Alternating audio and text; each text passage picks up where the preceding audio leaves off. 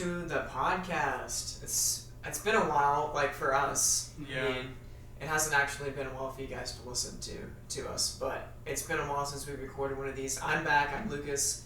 I got Noah, and I got Andrew here with me. I'm Andrew. Yeah. Let's go, dude. Hi, bro. And we're back in the Armory. Last time we recorded this was like before Christmas, before we all left for Christmas break. We were gone. Well, me and Andrew specifically, because you're not in college. Yeah, dude. You're kind of lame like that. Whoa. He's in high school. Don't tell him that. They'll believe it. He's actually a middle schooler. Yeah. It's crazy, dude. I don't age with my looks. Yeah, they very, would very believe it. Very wise for his age, actually. No, but for me and Andrew, we went on break, and we were gone for like 7 weeks, so we haven't seen... Well, I mean, we've seen each other like this week, but... And at conference. That's true. That's true. We slept in the same bed, actually. Oh my gosh. Yes. And now the world knows. Yes, we did. You know, the Shout podcast world is aware. Shout out to Scotty H. It's not what you think it was. Thank you, Scott, for facilitating Lucas and I to keep warm together. Don't say it like that. Prophetic fulfillment of Ecclesiastes 4. We were both looking the other way, okay? We weren't like staring deeply into each other's eyes. Oh, you should've. But one time I woke up in the middle of the night and Lucas was like spooning with me. No, I did not do that. This guy listening? is blaspheming right now. Obviously, I was a big spoon. Yeah, that makes sense. This guy's blaspheming right now. Oh my gosh, what a start to the episode. Wild. How have you been doing? How has it been on the view so far? I'm gonna try to transition us. But Yeah, please do. yeah. No, how's it been? It's been good, dude. Just been hitting new PRs in the gym.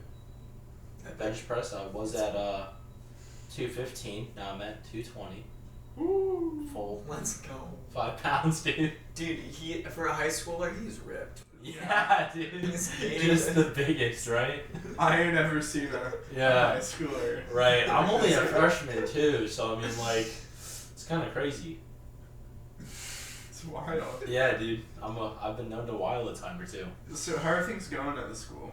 I can't keep up with this bit. Yeah, dude. The school's great. Honestly, as long as you just do all your schoolwork and you turn it on time, nobody cares. It's pretty chill. Yeah, high school is kind of like that. Yeah, dude. It is. I mean, like, you could just do whatever, and people tend not to bat an eye. Yeah, they really aren't judgmental at all. Yeah, not at all, dude. They don't care. They're chill like that. Man, Want to throw living toilet out, paper down the hallway? you think Go ahead. living and do like it, dude. Jesus would. Yeah. You think Jesus would throw toilet paper down the hallway? Oh, maybe. I don't What? know. I don't know. Why would he do that? Cause it's a goof. Because they're trying to sell things in the bathroom, you know. Yeah. They actually are. So that's why Jesus might break it up, you know. They sold weed and stuff in the... Oh, and Yeah, dude. I know. I was there. vape pens and stuff. No, you would have been in like elementary school. Yeah. No, I was totally there. You were like a 4th grader. Yeah, dude. I was, and I was still there. Okay. Bad parenting. No, I'm kidding. Man, that's... No, I'm playing. No, I'm not in high school or middle school, guys. I'm out on my own doing my own thing. Yeah. And how's that going? It's going. It's not bad. We can pay rent, so I mean that's what I'm focused on right now is paying rent. Paying rent is So yeah, dude, eating good. Maybe getting breakfast foods for the rest of this week and next week. So that's a plus. All right, enough about me. What's going on with you guys? Yeah. Well, I've been on a lot of adventures lately. Yeah. Ooh. Yeah. What do we got? I went to Salt Conference. Okay, there you go. And then I went to Passion Conference. Oh, that's like cool. 2 days later. I have no idea And what that is. me and my buddy. So it's a conference in Atlanta, Georgia. It's like a huge church conference. That's right. With like Elliot went there. amazing worship. Yeah, Yeah, Elliot yeah. went with us.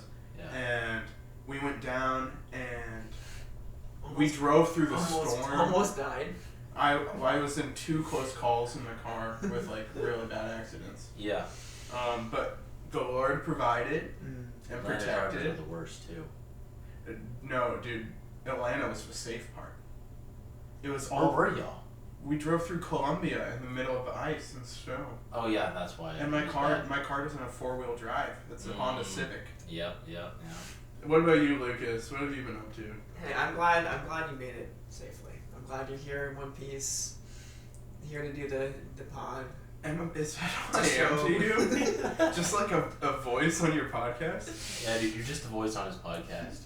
Like, as long as you're marketable. Yeah, dude, you gotta Stay sell alive. yourself. Yeah, as long as I can Yeah, as long as you can milk market for you. content. Yeah, then that's all that matters, right? That's it. Yeah. Well, thank you for milking me for content. You're welcome, man. You're welcome. No, you're actually like, you're a brother. You're a faithful man. And you're still getting milk Faithful for man to content. Christ for me. I appreciate everything you do. I appreciate you too. No, I'm doing well. I'm doing Yeah. good. I was in Colorado for Christmas break for most of it, and I was in Arizona for like a week for Christmas, which was pretty epic. Nice. And the first week of the semester has gone pretty good. We'll see. The semester is going to be kind of crazy because I got this pod. I got all 19 credit hours that I'm taking. I've got money I need to make. It's a lot, I think, but Yeah. we're gonna get through it day at a time, you know. Yeah. And I got everything that maybe not everything that I wanted, but I got a lot for Christmas that I wanted. So. Did I catch you being ungrateful up in here? In the Lord's room? No. Alright. I asked for. There was a book I wanted, Pilgrim's Progress, really badly, and I didn't get that. But I got a couple other books, so it's okay. Noah and I will talk after. the I wasn't podcast. gonna say anything. Do you have that book in your possession? Unfortunately not. But I could buy it and then loan it out to you. Ooh. Because Okay. it's one that I would like to read. Yeah. Sick. I'm running out of bookshelf space. Jabba's sail barge. I don't know what that is. It's from Star Wars. You Oh, know, okay. You know the big green guy who's like a slug? Oh yeah, Jabba the Hutt. Yeah, bro. Yeah, dude, I fat shamed my mom's dog when I went back home. What? I called her Moo the Hut. She's like she's a pit bull and a shepherd mix, and she's got a little weight on her. Oh. So she had like a little fat rolls like Jabba. Then I we call her Moo because she's fat. So Moo the Hut. Yeah, that's great. That's crazy. So you're telling me you're just judging this Yeah. dog? I mean, they probably could take her out for walks, but they don't. Yeah, so you're judging your parents for not taking the dog for walks. Yeah, I am. Is that okay? No, it's not. Is that okay to judge them for that? No. But it's That's funny. good. No, I'm kidding. Okay. Good segue. Yeah, Wow. dude. If you couldn't tell by now, people, we are going to talk about judging, My favorite thing which to is do. definitely something we don't do all the time. Oh, we never don't mind. we Not don't- my favorite thing to do. Yeah, we don't judge people here. Yeah, we don't do that. No. For sure. Lucas, What? I am appalled. Uh-huh. I am appalled by the way you walk around. What do you mean? I just, Oh, you don't like my I just- sauntering walk? Like I just really don't like how you wear your hair either. And you have like no fashion sense. Like, Yeah. Dude, I matched my clothes. I mean, you guys don't see it, but I matched my clothes today. I got blue pants. And decided to wear matching socks today. Like, who does that? What? I'm wearing white socks, dude. Nah, we're just playing, guys. But white socks are gross. That's like the main color of socks that everyone wears. What are you talking about? And pause. and pause. Yeah. So those are forms of judgment. Don't do that. No, guys, let's go to the scriptures. Yeah, dude. Break open that book. Ooh, Andrew is on the podcast outline. Let's go. Good job, Andrew. I am. All right, we're gonna pull from what Jesus says in Matthew. This is Sermon on the Mount, Matthew 7, beginning of Matthew 7. Yes, good job there. We're reading straight from the source. Yeah. And then he also talks about it in Luke 6:37 through 42. So we're gonna read both of those, and we're gonna talk about it. Okay. Let's do it. Let me read. Okay. Judge not, that you be not judged. For with the judgment you pronounce, you will be judged, and with the measure you use it will be measured to you. Why do you see the speck that is in your brother's eye, but do not notice the log that is in your own eye? Or how can you say to your brother, let me take the speck out of your eye, when there is a log in your own eye? You hypocrite, first take out the log out of your own eye, and then you will see clearly to take the speck out of your brother's eye. Do not give dogs what is holy, and do not throw your pearls before pigs, lest they trample them underfoot and turn to attack you. Okay. That was Matthew. Now, go to Luke. Judge not, and you will not be judged. Condemn not, and you will not be condemned. Forgive, and you will be forgiven. Give, and it will be given to you. Good measure, pressed down, shaken together, running over, will be put into your lap. For with the measure you use, it will be measured back to you. He also told them a parable. Can a blind man lead a blind man? Will they not both fall into a pit? A disciple is not above his teacher, but everyone, when he is fully trained, will be like his teacher. Why do you see the speck that is in your brother's eye, but do not notice the log that is in your own eye? How can you say to your brother, Brother, let me take out the speck that is in your eye, when you yourself do not see the log that is in your own eye? You hypocrite, first take the log out of your own eye, and then you will see clearly to take out the speck that is in your brother's eye. Well, but my question is kind of like, what does Jesus mean when he's talking about judging? Yeah. You know, like what does it mean to judge someone? What does that look like? Yeah. Well, because it seems like very straightforward, simple command, like, do not judge ever. But then, in the next verse, he talks about taking a speck out of somebody's eye, which is a form of judgment, right? You're pointing out to somebody and saying, you have this thing that you're, the way that you're acting, what you're saying, like, that is not good and not in accordance with the word, and so I need to, point this out to you.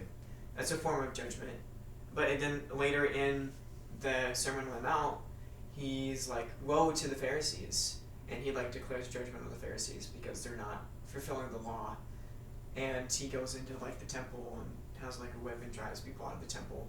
Seems like Jesus was pretty judgmental, guys, in some aspects. So what are we, is this just a straightforward command from Jesus to say, don't judge ever, but then Jesus breaks his own command later on in the Gospels? I mean, that doesn't make much sense. I'm glad you brought that up, because whether we realize it every day, Christians, non-Christians, I hate to put people in that category, I just do.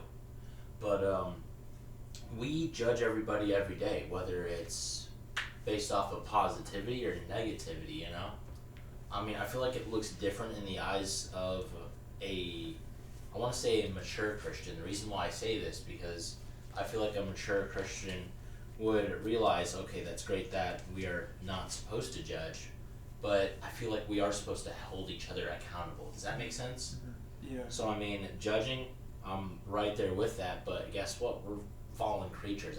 We could say, oh, I'm not going to judge, but whether we realize it or not, we're judging every day, whether it's conscious or unconscious, Mm-hmm. That's just something that we do. We're fallen creatures. We were born into sin. That's just part of our flesh. Mm-hmm. Yeah. Well, and Jesus says, with the judgment that we use to judge others, that's how we'll be judged. Right. So it's kind of I think accountability is if you are somebody's accountability partner or something, but you don't hold yourself to the same standard, you're kind of being hypocritical, you know? Yeah. But it's if it's this is a sin and this is good, and we want to follow what's good and not what's the sin. That's right. Then, and you hold yourself to that standard, I get that. Even though you won't always meet it, right? I still think. It's one of those things where that's great that God, Jesus did die for our sins, but it's not a free pass to just do whatever you want. He's going to understand that we're fallen creatures. We mess up from time to time, whether it's deliberately or indeliberately. It's one of those things where you're like, okay, I've got to have the confidence that Christ really did die for my sins, and I really can walk back in the faith or change my ways, It's one of those things. I feel like the biggest thing about judging is a lot of people want control, right? That's the biggest thing that everybody wants. As soon as they don't get their way, they'll tend to feel unhappy. Then they'll start to judge. I feel like we could eliminate some judgment by just stopping and realizing, hey, this is their first time doing life too, even if they're at a different stage or a further stage in life than we are, you know? Yeah. Well, and I see this a lot. Is like I watch videos of people going out like street preaching or like going to certain events and like preaching the gospel there, and I think a common response from the people that are attending these events and people that he's interacting with is like, oh, you can't come here and like judge us for what we're doing. The Bible says to not judge. Yeah. And this is like, it can be used as just a blanket term. I mean, it's not only unbelievers that do this, but I think people, they don't realize the full context of what Jesus says here, and so they just say, oh, you're pointing out that, the way that I'm living is not in accordance with God's law, so you're judging me, therefore, you're doing something wrong. When, like, Christians are very much called to expose works of darkness and are called to be light to the world, and you can't be light if you don't call out, what is wrong and what is bad. So, right. Christians do need to like stand up for, this is what sin is according to the scriptures, and this, what you're doing is not going to lead to life, but there's a certain way that you have to do it, and so and I have a verse there, like Galatians 5:11 says that that Christians would have nothing to do with fruitless deeds in darkness, but rather expose them. Yeah. So it shows that we are called to, at least hold people accountable in some way, but we can't be the ultimate judge. We can't. Right. I mean, one of the things that I've noticed lately is some Christians have a bad stigma behind them, where because somebody had a bad experience in the past with the church or someone, they're like, well, if you're a Christian, why aren't you perfect, this and that? And it's like, hey man, I'm just the same as you. I mean, this is just where I chose to lead my life. And honestly, it's just one of those things where it's like, okay, I may not be perfect, but I'm still doing what I can to at least walk by the faith that I claim to live by. It's not going to look absolutely correct. It's just not. Again, we're born into sin. We're just doing it the best way that we can. I feel like that's where grace comes in, because everybody's walk looks different. Mm-hmm. Everybody talks different. Everybody has come from different backgrounds and upbringings. So. But what if I like really don't like somebody and I want to judge them? What do you mean by that? Like Lucas. Like Lucas is like, I'm glad you're alive so that I can like milk you for content. And I'm like, man, you are totally not following God's desire for your life and that, and for our friendship, and I like judge him.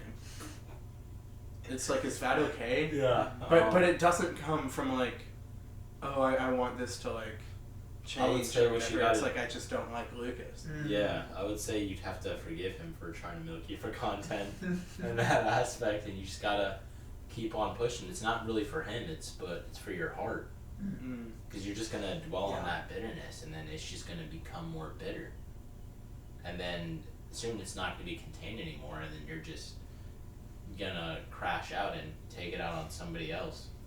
Yeah, because they're saying your reason for wanting to judge me is so that like you can feel better, or like you just don't like me. You just don't like that I said that. So I'm gonna be the one to like make sure it's pointed out, and this person feels bad about that. What they said. Kind of like a I'll show him complex. Yeah. Yeah. Yeah, and I don't think that's definitely not what Jesus wants us to do. We want to, because he wants us to treat everybody that we interact with grace. Yeah.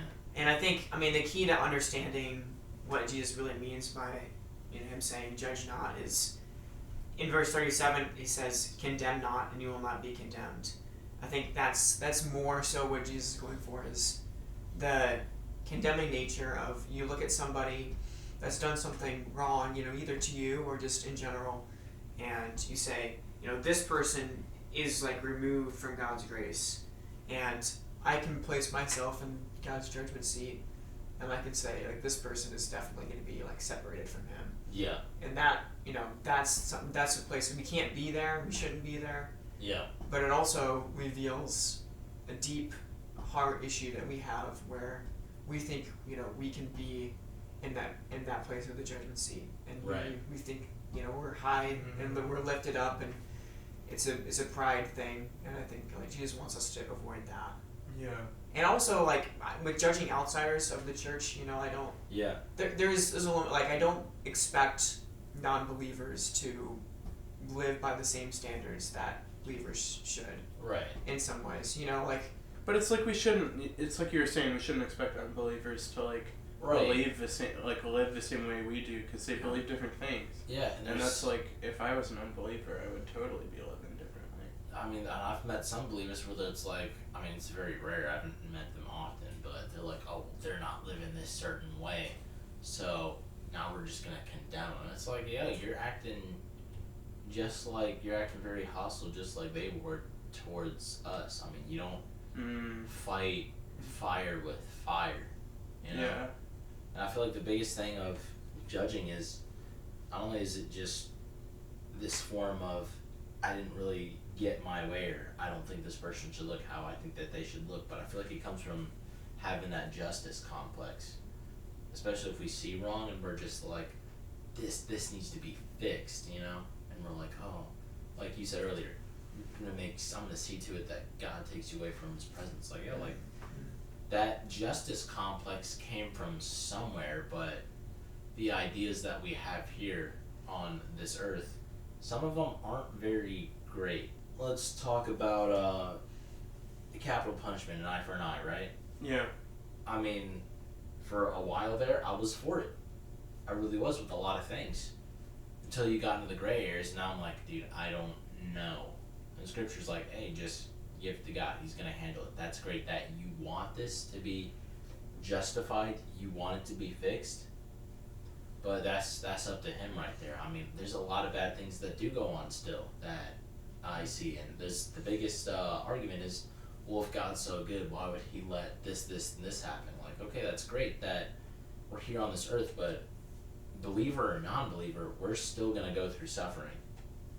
The thing with the believer side is like, yo, you're going to suffer, but you at least have a reward. On the non-believer side, they're like, oh yeah, they're just suffering. It's a part of life. Just go through it.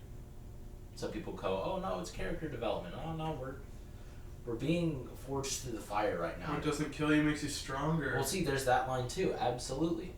Right. And it's just, it's one of those things where we as people, we want to see right done, and we don't like seeing wrong done. And the moment that wrong is done, we want to get up and fight. That's just, I feel like that's part of our nature. And I feel like that inherently comes from God, because, I mean, whether you believe it, anybody you interact with, they all have part of God's personalities. Whether you meet somebody that's funny, you meet somebody that can be a little bit stuck up. I mean, I wouldn't really want to say that all these personalities are good nor bad per se, because they all came from the Creator, but it's one of those things. We all have a certain part of God's. Well, we're made in his image. Right, we are made in his image, so we've got certain parts of his personality. What is like the point of Jesus saying like, oh, the measure that you give to others, like it'll go back to you basically. So for me, it's like, this is how I do it. I just don't judge anybody, and then I do whatever I want, and it's like I'm gonna go to heaven. Right? Like, oh, I'm not judging anyone, so like my measure of judgment is nothing, so God can't judge me, and I'm gonna go to heaven. Yeah. And I can do whatever I want. And, I can spoon with Lucas. I can... Actually, that's all I want. And no one can stop me. Oh. And I'm not judging anyone. Right? Is that what that means? No. Well, that's like, it's kind of impossible. I mean, to like go through your whole life not passing judgment on anyone. Yeah. I mean, I judge people every day. I do. Sometimes it is conscious. I'll walk by and be like, man, that guy's super out of shape. Should I be saying that? No. Absolutely not. Wait. What's up? That's why you said that this morning when you walked in my front door. Yeah. Oh. Why'd you say it like that? I know I sound like a bad person. But, yeah, dude, we all make judgments. I mean, we'll go, man, that person's really in shape. Alright, cool. You just judged right there. So you're trying to tell me, like, there's no one who... There's nobody who doesn't go through life without judging. You're going to make good judgments, you're going to make bad judgments. At the end of the day, you're still judging. You're not going to escape it until you're gone from this earth. Yeah, but we can be wary of it, and we can be aware of when we are making those kind of... You can be conscious about it. That's where the switch flips. You're like, okay, I realize that I am judging. And then you could turn to repentance, but the thing is about that, you're always going to make a judgment. I mean, you can't escape it. You can't. It just happens. Well, I think at the end of... Well, not at the end, but later on in chapter 7, Jesus gives the golden rule. Yeah. Whatever you wish that others would do to you, do also to them, for this is the law and prophets. So it's a similar idea in the way that, you know, if you're constantly looking on people and looking down on them, then God is going to see that heart posture that you have and is going to judge and condemn you for it. So, yeah, I think it's Jesus saying that we have to be very wary of our initial judgment, and our initial judgment of situations and of people is most often going to be incorrect. And we need to reserve judgment until, like, it needs to be kind of the last resort that we go to. And we need to be very wary when we take part in it, because it can very easily go wrong. And I think the natural tendency for us, I think, in a lot of ways, is to think that we're superior to somebody else, to look down on others. I mean, that's just... I wouldn't say it's like the default, but sometimes it can be. I think at the heart of sin, though, is self-righteousness. It is. You know, for so many sins. Mm-hmm. And so it's like when you're judging from a place of self-righteousness, like, that's where the judgment comes from. It comes from, like, you're viewing yourself far too highly. Yeah. And I think a big component of that is, like, viewing others and even God, you know, as, like, lesser than you. And perhaps, like, you know, that's where all that judging comes from. Yeah, that's good. Having that superiority complex, but it's like, I'm better than everybody. Why? Because they're not doing what I'm doing. It's like, what are you doing that's so important? Like, what's going on right now? Yeah. Well, I went to gotquestions.org. Yeah. And on the interwebs, man. Yeah, on the web. Yeah. We love God questions. They got good answers for us. And I asked, what does Jesus mean when he talks about judging here? And they gave the list of sinful types of judgment. And I'll read them off to you guys. So, first one is superficial judgment. Passing judgment solely based on appearances is sinful. Oh no. Yeah. Wait, that's like my favorite pastime. No. What am I gonna do tomorrow? Dude, you gotta do something else. You just can't do that now. It is foolish to jump to conclusions before investigating the facts. Hypocritical judgment is wrong. Ba-ding, ding, ding. Yes. Lucas alert. It's going back on you too. Hey, that's what I just did. I just condemned myself. You did. Jesus' command not to judge others is preceded by comparisons to hypocrites and is followed by a warning against hypocrisy. So that one's pretty self-evident. Yeah, you can't be condemning somebody for committing sin if you're also doing it. You know. Well, it's like how you never sin, so it's like okay for you to judge me, but because Noah sins from time to time, like you can't judge me. Wait, no. Why are you making up random interactions? All right, let's do it like this. Let's say. Your friends, they drink, they get drunk, and you're like, oh, you guys really shouldn't be doing that, but you're over here doing the same thing. It's like, yo, who are you to question right now? You're in with the mix right now. You got no ground to stand on. Like you walk into a bar and you're like totally drunk, and you like look at all the guys in there. You're like, stop drinking. It's bad for you. As you go and sit down, you do the same thing yourself. Yeah, absolutely. Harsh, unforgiving judgment is wrong. We are always to be gentle toward everyone. It is the merciful who will be shown mercy, and as Jesus warned, in the same way you judge others, you will be judged. But what if they like really did something wrong? Like they like really hurt somebody. Mm-hmm. Like I think am I actually supposed to like forgive them for that? Dude. Or because like what if the judgment like keeps me safe? Dude. Forgive and you'll be forgiven. Yeah, dude. What is it? You know, he also talks about earlier in the Sermon on the Mount. We're flipping through it. For if you forgive others their trespasses, your heavenly Father will also forgive you. But if you do not forgive others their trespasses, neither will your Father forgive your trespasses. Yeah. It's hard-hitting stuff. Yeah. But that doesn't mean that it's easy to forgive somebody. Right. Well, and you don't have to just like forgive and forget. Yeah. Like it's okay to have healthy boundaries. It is, yeah. Exactly like Lucas said. Forgive and you will be forgiven. I still struggle with that. Mm-hmm. I do. Mm-hmm. That's still something that I've got to give to the Lord. But it's important. Like, you should be able to go, like, if it's safe, you should go to this person and say, hey, this is how I feel about you doing this. And I mean, there's a whole like structure of church discipline. If it's somebody in the church, then you should follow the church discipline model that Jesus gives. Right. I don't know where that is exactly, but we don't need Matthew 18. Matthew 18. Yeah. So yeah, you should be doing that. You should go to your brother first. If he doesn't listen to you, you should invite 2 or 3 people.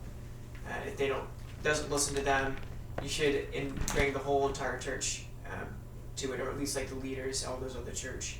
Yeah. And if he doesn't listen to them, then you treat him as a Gentile or a tax collector. Right. So which is with love. Yeah. So that doesn't mean like you just shun him and you never speak to him again. Right. Yeah.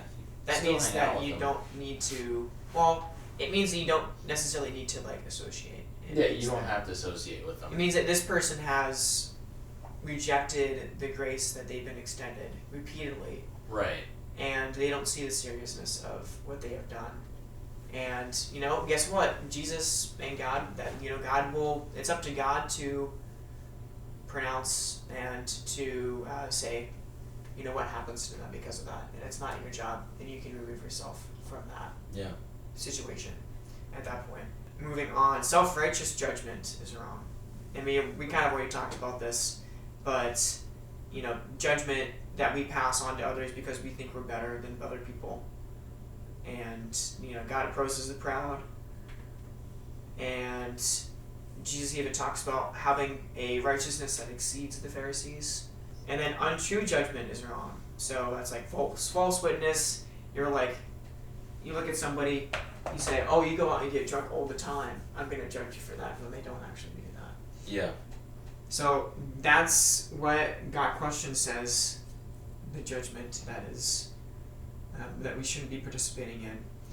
Is there any other examples from you guys of like times that you kind of participated in that type of judgment, and how do we as believers, because we're going to go into taking the speck out of a brother's eye, taking the log out of our own eye and everything here as right now, but do you have kind of an example of you doing this, like you realizing, oh, I want to go to a brother about something that they've said or something that they've done that I don't agree with, but then you realize, oh, maybe my view of the situation was incorrect, and maybe either you failed to do the introspection of taking the log out of your eye, or you did, and you realized that you needed to do that, like examples. Yeah, dude, it was a incident where it was a buddy of mine he wasn't doing the greatest things. I mean, I wasn't either, but it was at a time where I realized, hey, I really shouldn't be doing this. And in my mind frame is, yeah, I did this before, but if I came to said brethren about it, he could use, well, you do it too. Well, yeah, you're right. Doesn't make it right for us to do it. We gotta switch up the flow, do something different. That was the time when you recognized that if you were to pass judgment on this person without like it would have been an example of hypocritical judgment. Right, exactly. Because I mean, it was just crude talking. That's really what it was, you know. Yeah. It's like, we can't be talking like this. I mean, one, we sound ignorant, and two, I mean, like, is that really how we're gonna present ourselves to others? You know, I mean, we do unknowingly. We present ourselves to others, and they inherently judge us based off of that. It happens. Oh, Lucas is staring intently Yes. at me. Even to his soul, dude? It's wild. Yeah. You gonna let him do that to you, dude? No. Yeah, I wouldn't stand for it either. I have a story though. Dude, love stories. Yeah, there's this guy, this was a couple years ago. There's this guy who had hurt me and hurt a close friend of mine who was like a few years younger than us. And I really, really like hated him. Like I thought, you know, I would never do the type of stuff he did, you know? Yeah. I hated him. But it's like, man, I was not real. Like, I don't realize the depravity of my own soul. Yeah. And, like, I didn't have any mercy on him for, like, whatever context he was in, you know? And I was just, like, being self-righteous, and the hatred was very extreme. You know, like, I wished he was, like, you know, like, not just, like, gone, but, like, suffering. I can understand And it took a lot of processing and realizing, you know, like, man, he's a very broken person, as am I. Right. And I was able to forgive him by God's grace. That's really good that you did that. I'm still working on that with myself right now. Because for me, it's just that aspect of, God sees all sin as equal, but there's some really nasty things that take place in this world, dude. And it's just like, I wouldn't do it, but I mean, it's just like. Well, and some sin has more like worldly consequence. Some sin does have more worldly consequences. But it all separates you from God. It does. You're either like right with God or not right with God. Right. Know? So it all wedges that divide. It does. Absolutely, it does. There's been times for me where, you know, somebody tells me about something that they're struggling with, and it's not really something that I have much issue with. So, like, you talked about language before. Yeah. I mean, there's been people that, like, they come to me and they say, I want to clean up my language. I don't want to be speaking vulgar language. And, you know, or it's, like, struggling, you know, with alcohol or substances, something like that. And for me personally, I don't and really have never struggled with, you know, foul language. It's just not something that I ever really did growing up, and it's not something that I'm doing right now.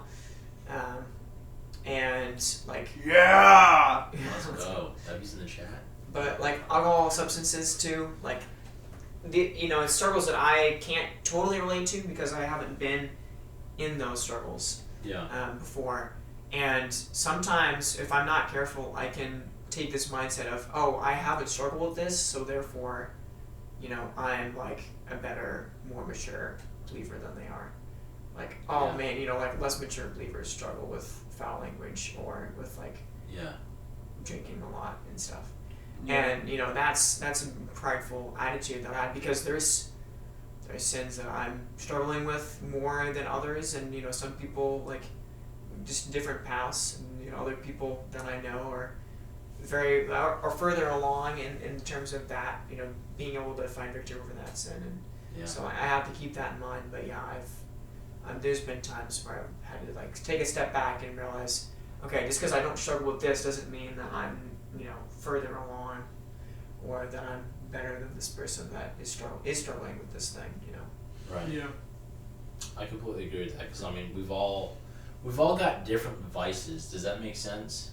Absolutely. So I mean, it's just one of those things where, like, just like Lucas said, where some people are like, oh, well, I don't struggle with that, or they have the mindset of, why can't you just put it down? It's like, well, let's look at the past, because I mean, like, that will really show you what your true addictions are, based off of your life scenarios. You know, just about the upbringing that you had when you were younger. Yeah. Just like Lucas said, his family never swore growing up around him, so he didn't adopt that. As for me, mine did. So I did.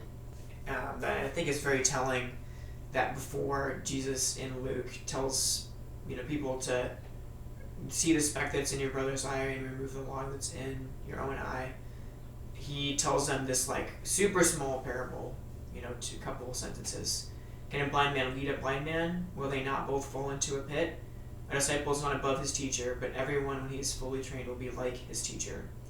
And it's really cool, and I think it's very like it connects a ton, because Jesus is saying, if you have a log in your eye and you're trying to lead somebody else, you don't see that log, you're leading them in the wrong direction, or you can very easily lead them in the wrong direction.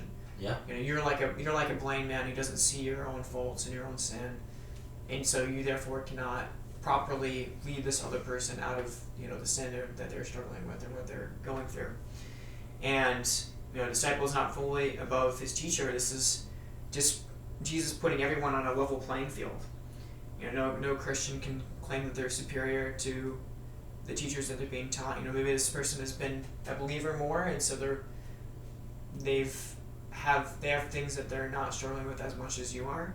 But ultimately, we all fall under God's judgment, and it's only through the cross of Christ that we can have a relationship with God. It's not through any of our good works that outweigh our bad ones. Wait, good works can't make me right with God? No. Sorry. Isaiah says all his good works are like filthy rags before God. So. Filthy rags? Well, think what about have it I like been this. doing? Exactly. You're trying to please the yeah. It's like this. You're trying to please the Creator, and the Creator's like, look, all I want you to do is come to me as you are. Don't try to clean yourself up or put yourself in a better light for my approval. He's like, I want the uncut version of you that you don't share with anybody else. That's just sinful. That's who God wants, because that's where he can do his best work. That is so good. I want to repeat that so it really sinks in. God wants the uncut version of you. He wants the uncut. He wants your broken and contrite heart. Yeah, he uncut does. You. The uncut. Not the mask you put on before you walk out the door. Because trust me, we all got it. Final point is judging with the right judgment. How do we do it? What are some things that we can pull from what Jesus says here, but then also other parts of the scriptures? How do we do this well? Because it says okay, I'm gonna go to John. We're flipping. John. Yes, we're gonna have. That's not a sound effect. That's a real Bible being flipped. Definitely. Yeah, right. Why are you saying it like it's not like you're gonna make them think we're joking around? Yeah. Why are you saying it like that? Why are you pressuring me, bro? I'm not your content machine. Yeah. But still going with this bit. But I said I wanted to for the content though. It's okay. I'm not gonna. After this episode, I'm not gonna judge you anymore. Okay. I've learned the error of my ways. So that's good that you're not going to anymore. Yeah. So judgment is gonna be okay for the next 20 minutes that we're gonna talk. 20 more minutes? I don't know however long. The people are gonna take a nap. However long the Lord wills this conversation to go. That's how far it's gonna go. We could be here for another hour or something. Dude, we could be here for 2 more days. Do not click off of the podcast right now. We still have important things to say, guys, please. Okay, John 7:24. Do not judge by appearances, but judge with the right judgment. So we are supposed to judge people, guys. Yeah. Rightly, though. Bible contradiction. Yeah, but hear me out, though. It does say that we are supposed to judge righteously. Yeah. The way I see that, and the way that you can put that into practice, is not necessarily going up to your buddy that is also a believer, same as you. I mean, you can correct them in the right way. That can be also cast as righteous judgment. Hey, we're going to bring this to light. Is it wrong that you did X, Y, and Z?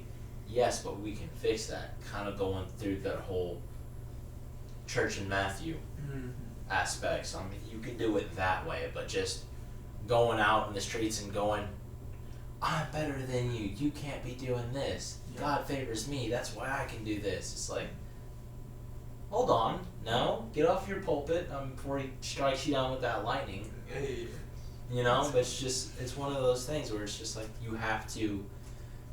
It's another, I want to say, spiritual road that you've got to navigate with the Lord. You're not doing it alone. Yeah. It's just one of those things where, as you get this knowledge, now you know how to act, how to move, how to walk. That's really what it is it's a walk with the Creator. Yeah. Well, it takes time.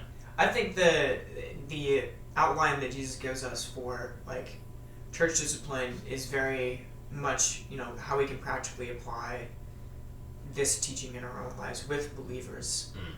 You know, and the idea of that is, hey, I've looked at myself, and I've looked at how I'm thinking about the situation, and you know, I feel like I want to come to you because I care about you, because I want you to be in a good spot with the Lord.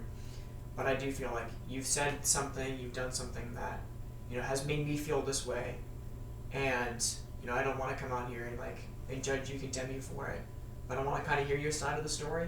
Right. And I want to give the opportunity for, you know, us to both forgive each other and for us to come together in faith.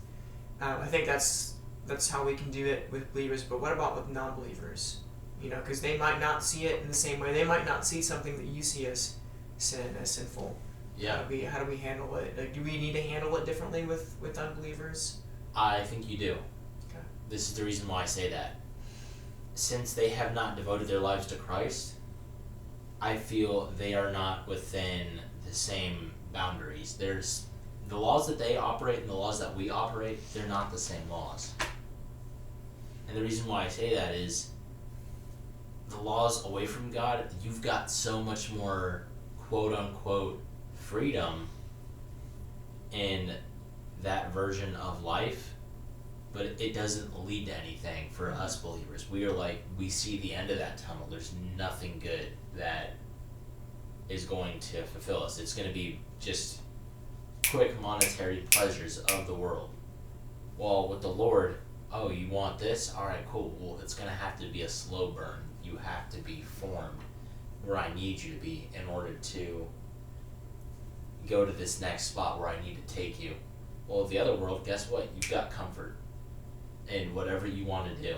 You don't have to have that spiritual warfare on your mind, because you're doing whatever it is you want to do. You're basically being your own God. I get to go do whatever I want, when I want, with who I want, and nobody can judge me. I can just be me. They operate under different laws. Mm-hmm. Now, if they come to you and they're like, hey, I really want to put this down, or I really want to get rid of this, by all means, help them. Be like, hey, this is just the laws that I fall under. You don't necessarily have to do as I am doing, but it possibly could help you. Yeah, I have 1 Corinthians 5:12 and 13 up. It says, Paul writes, "For what have I to do with judging outsiders? Is it not those inside the church whom you are to judge? God judges those outside."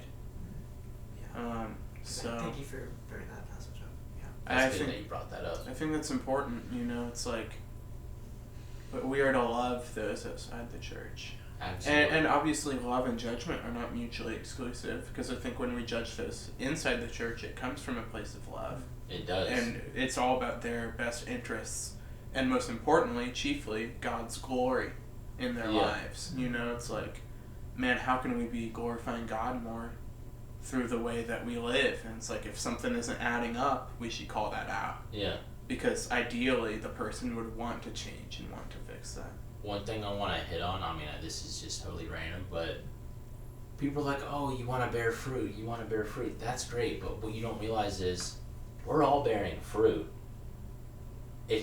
Some of us just don't bear good fruit. Does that make sense? Mm-hmm. So, I mean, calling out your believer, like, hey, man, you are bearing fruit, but it's starting to rot, so we gotta fix that. That's a great verse. I was like, I'm pretty sure Paul talked about not judging non-believers, but I couldn't find the verse, so thank you for finding that. That's really good. I got you, bro. Dude. We're such a good team. I'm saying, dude. We are a good team. I'm not just milking you for the content, I swear, okay? Lucas. We're working as a team. Yeah, Lucas, Noah, and the machine. And the machine. Oh my gosh. No, I don't really have to do terribly much. Lucas is the machine. Yeah. He's the one who has to crank out all the content. Yeah, dude, this is Mr. Producer right here, so shout out to Lucas, yeah. Paul passing judgment in the name of our Lord Jesus. Yeah. To somebody who has, this is like super serious, and this man is being basically, like, he's being taken out of the church because of this, so that he would see his wrongs and that he would repent of them and would come back to follow the Lord. Yeah. And so that's a case of, Paul, pretty extreme judgment there, but yeah. He's not doing it for his own selfish reasons. He's doing it so that this man may be saved in the day of the Lord, and he's doing this judgment because he has broken God's laws. He hasn't broken any of Paul's made up laws. You need to do this, and he's passing this judgment in the name of the Lord.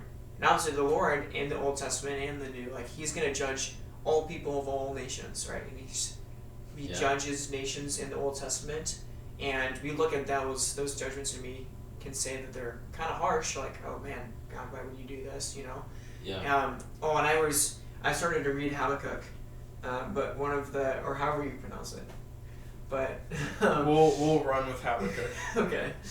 But one of the struggles that Habakkuk has in that book is, why would God judge Judah, the nation of Judah? He sees that there is wickedness going on in Judah, and his question to God is why would you use Babylon, who is a more sinful nation, a worse nation, in his eyes? Why would he use a more wicked nation to punish Judah, who, is wicked? There's a lot of wicked things going on there, but there is at least some righteous people in that city.